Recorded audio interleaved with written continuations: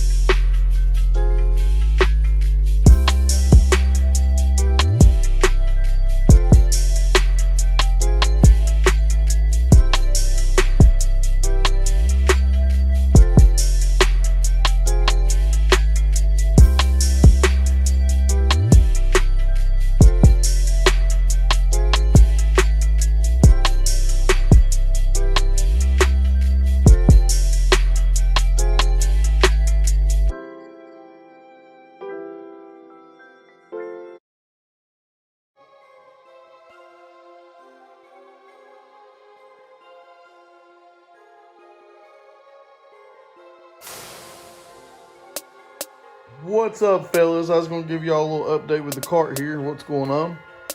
As you can see, we started getting our jack shaft on.